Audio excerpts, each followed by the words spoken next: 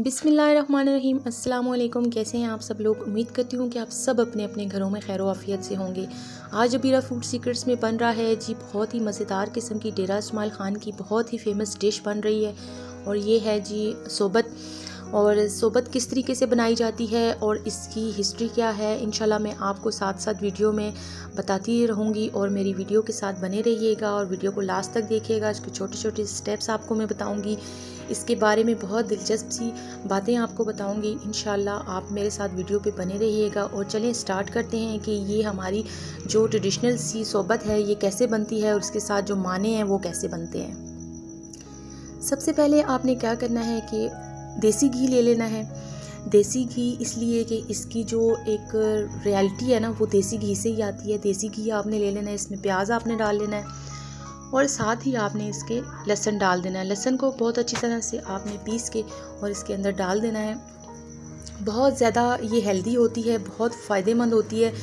हम लोगों ने आजकल रोस्ट और ये ब्रोस्ट और ये चीज़ें तली हुई चीज़ें खाना शुरू कर दी हैं। इस चीज़ को आप बना के घर में एक दफ़ा खाएं ज़रूर।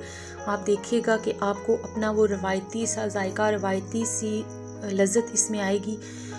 अब आपने क्या करना है, इसके अंदर आपने टमाटर डाल देने हैं। टमाटरों को बहुत अच्छी तरीके से आपने इसमें मैश करना है, बहुत अच्छे तरीके से। साथ में आपने जो मसाले डालने हैं वो बहुत ही सादा किस्म के मसाले हैं। ये मैंने डाल दिया है गरम मसाला, थोड़ी सी दड़ा मिर्चें आप इसमें डाल दें। मसाले जो होते हैं मिर्चें और नमक आप अपने हस्बे जायका डालेंगे, ठीक है। यहाँ पे मैंने थोड़ा सा चाट मसाला इसके अंदर ऐड किया है। चाट मसाला भी डालना बहुत ज़रूरी है। ये थोड़ा सा गरम मसाला है, इसमें है बादियान का फूल है, लौंग है, इलायची है, दालचीनी है। ये चीज़ें आपने इसमें डाल देनी है। इसमें एक खुशबू से आएगी। अगर ये चीज़ें आप पीस के डालना चाहते हैं तो पीस के भी आप डाल सकते हैं, आप पीस के डाल दें। अनारदाना इसमें थोड़ा सा मैं ऐड करूँगी। यहाँ पे आप नींबू भी इसमें ऐड कर सकते हैं, इमली भी ऐड कर सकते हैं, आलू बुखारे भी इसमें आप ऐड कर सकते हैं।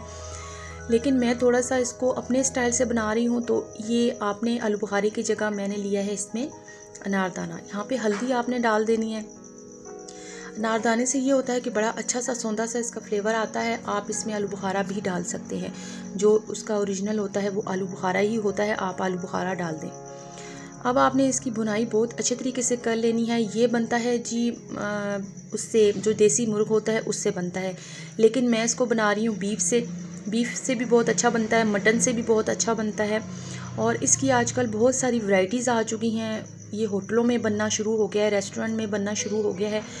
आपने क्या करना है कि बॉयल किया हुआ चिकन है मेरे पास, बॉयल किया हुआ बीफ है मेरे पास। ये हड्डियों समेत मैंने लिया था और इसके छोटे छोटे से मैंने पीस करवा के इसको खूब सारा पानी डाल के और इसमें नमक डाल के मैंने इसको बॉईल करने के लिए इतनी देर छोड़ा है कि बिल्कुल गोश्त गल गया है और इसकी यखनी से निकल आई है। यखनी को आपने फेंकना नहीं है, वही इसमें इस्तेमाल होगी। आहिस्ता आहिस्ता से आप वही डाल के थोड़ी थोड़ी सी इसकी भुनाई करें। जब आप देखें कि ये बहुत अच्छे तरीके से भुन चुका है, गोश्त सुर्ख हो गया है भून भून के और बहुत अच्छा इसको थोड़ी देर आप ढक दें। ढकने से ये होगा कि इसका ऑयल ऊपर आ जाएगा और ये बहुत अच्छा लगेगा। अब ये देखें ये भुन चुका है माशाल्लाह से। अब आपने क्या करना है कि जो यखनी आपने बनाई हुई थी, जो आपने यखनी इसकी बनाई हुई थी लदा करके, वो आपने इसमें सारी की सारी यखनी डाल देनी है। यखनी में मैंने कुछ भी नहीं डाला, सिर्फ नमक डाल के इसको मैंने जस्ट बॉयल किया है गोश्त को।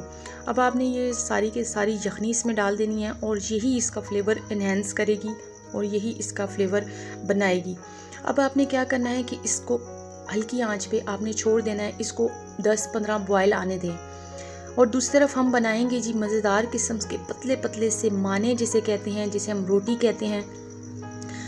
हम तो वो बड़ी बड़ी रोटियां घर में नहीं बना सकते, हमारा जो तवा होता है हम उसके हिसाब से ही बनाएंगे। औरतें जो घर में होती हैं वो भी इस तरीके से बनाती हैं। आपने क्या करना है कि आटा ले लेना है, आटे की बारीक सी पतली सी रोटी बेलनी है। जितनी पतली रोटी आप बेल सकते हैं ना, आपने इतनी पतली रोटी बेलनी है और फुल तेज़ आंच पे आपने इसको पकाना है। और ये देखें जी ये हमारी रोटी बिल्कुल तैयार हो चुकी है। इसको माने कहते हैं और ये बहुत ट्रेडिशनल सी है, आम सी रोटी है, लेकिन पतली इतनी है कि आप हाथ जब ये जाएगी ना शोरबे में बिल्कुल घुल जाएगी, बिल्कुल मुंह में घुल जाएगी और यही इसकी असली पहचान होती है। अब ये देखें ये आप शोरबा देख रहे हैं कि बहुत पतला सा इसका शोरबा है। आपने क्या करना है कि ये शोरबा इसी तरह रहने देना है। अब आपने क्या करना है कि इसको डिश आउट कैसे करना है कि पहले आपने थोड़ा सा इसका शोरबा लेके किसी जिस बर्तन में आप सर्व कर रहे हैं उस बर्तन में आपने थोड़ा सा शोरबा ले लेना है और फिर आपने क्या करना है, ये रोटी या माने आपने इसमें चूर करके डाल देने हैं। इसको चूरी करके खाया जाता है, इस तरीके से खाया जाता है। ये ओरिजिनल जो रेसिपी है ये सऊदी अरेबिया से आई है, ये डेरा इस्माइल ख़ान तक पहुंची है। डेरा इस्माइल ख़ान का कोई घर ऐसा नहीं है कि जहां ये रोज़ाना बनती ना हो, हर घर में हर जगह पे ये बनाई जाती है। और इसकी रोटी को माने ही कहते हैं और पश्तो में आई थिंक इसको पैंदा कहते हैं। और ये बहुत ही मज़ेदार होती है और आप एक दफ़ा ज़रूर बना के खाइएगा। इसके ऊपर आप सलाद डाल सकते हैं, इसके ऊपर आप चटनी डाल सकते हैं, इसके ऊपर आप रोस्ट करके गोश्त डाल सकते हैं और इसका गोश्त जो है वो साइड पे रख सकते हैं। जिस तरीके से आपका दिल चाहे आप इसको खा सकते हैं।